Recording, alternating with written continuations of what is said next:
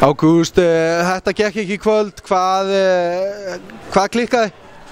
Svona auðvitað að taka bara í lélega skotnýtingu og síðan frákost. Við erum búin að vera í vandræðum með vörnina, en vörnin hjá okkur var bara að köflum mjög góð í kvöld segi, og en frákostin þeir voru ekki að fylgja og síðan bara sóknarlega vorum við að klikka úr galopnum skotum.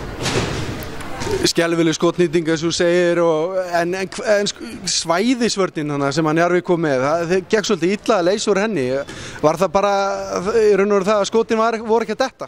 Já, vorum kannski mikið að leita af skotunum fyrir utan í staðinn fyrir að halda þessi jafnvægi að fá boltan inn í fyrst og síðan út, og þannig að það var mikið að leita af skotum fyrir utan á þeim tíma og vantaði þá bara meiri hreyfing á boltan. Það var helsta vandamál okkur á móti svæðinu, en við vorum að klikka úr galopnum skotum í kvöld. Við erum að hitta alveg óvenju illa, við erum að hitta 4 af 29 sem eru 14% þriggjastaðnýting.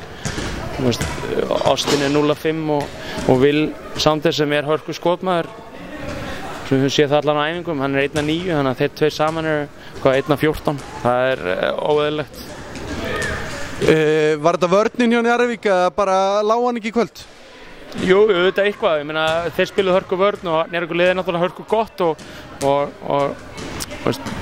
taflan sýnir það náttúrulega í deildinni. Þannig að auðvitað á vörnni þeirra eitthvað í því að þeir voru kannski að þynga okkur í, kannski ekki alltaf alveg skotið sem við vildum, en mikið af þessum skotum voru bara á galopinn og boltinn einhvern veginn vildi bara ekki onni. Nú eru þið farin út úr bikarnum, það gefur ykkur auðvitað meira færi til þess að bara einbytta ykkur að deildinni. Er það ekki bara ágætt? Nei, það er aldrei ágætt að tapa og þetta var leikur og keppni sem við ætluðum að reyna að koma okkur svona í gang með og það var margir ljósi punktar í þessum leik og fullt sem við getum tekið úr þessum leik, en bikarinn er líka bara þannig að ef þú vinnur, hvort sem þú vinnur að tapa, þú þarf alltaf að mæta í næsta leik og þessi leikur skiptir Njarðvíkingum máli ef við mætum ekki tilbúin í næsta bikarleik sko.